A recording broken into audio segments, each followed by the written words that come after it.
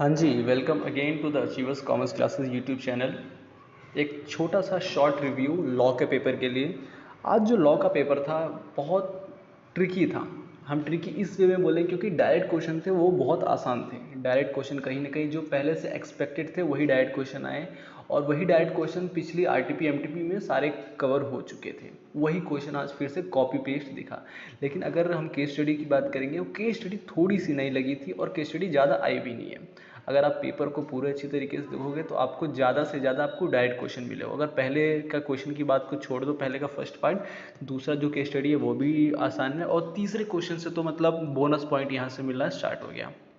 यहाँ से destruction of good पे एक डायरेक्ट क्वेश्चन, फिर general rule agreement of without consideration ये भी direct question, explain the incorporation of registration of LLP ये भी direct question, partnership for fix period ये भी direct question, minor for minor can not become a partner member in a partnership firm ये भी direct question. लेकिन ये वाली case study थोड़ी ट्रिकी है, थर्ड का बी पार्ट। लेकिन ओवरऑल पेपर को अगर देखा जाए तो पेपर कहीं ना कहीं सिंपल है अगर हम डायरेक्ट क्वेश्चन के वे से करोगे तो।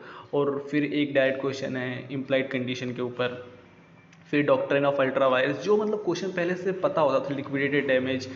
बहुत सारे क्वेश्चन ऐसे आए जो हमें पहले से पता होना था कि यार ये क्वेश्चन तो आने ही वाला है। जो अगर एक डीम्ड पेपर कोई देखेगा तो ये क्वेश्चन उसको जरूर डालेगा।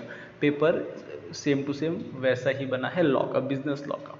रही बात बीसीआर की बात करेंगे तो बीसीआर में जैसा एक्सपेक्टेड था वैसा ही पेपर था, बिल्कुल उसमें कोई चेंजेस नहीं। लेकिन अगर कम्युनिकेशन में देखेंगे तो कम्युनिकेशन के पेपर में थोड़ी चेंजेस की गई है। यानी कि अगर जैसे हम यहाँ पे बात करेंगे, a well dressed groomed person is presume to be organized the mathematical, like ये थोड़ा ट्रिकी क्वेश्चन था, थोड़ा ट्रिकी क्वेश्चन था। इसमें पूरे नंबर मिलने के चांसेस कम है। अगर पूरा अच्छी तरीके से कोई एक्सप्लेन करता है तभी उसको पूरे नंबर वहाँ पे मिल सकते हैं। लेकिन ओवरऑल पेपर अगर देखा जाए तो एक आसान पेपर था अगर हम एक रेशनल पीपल बन के पेपर देखेंगे तो।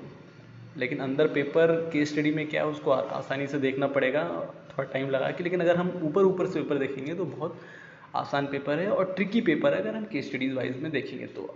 ठीक है, तो that's all from our side. इसके आंसर्स के लिए आप हमारे साथ बने रहो, जल्द से जल्द हम इसका आंसर आपके लोगों के साथ शेयर करेंगे।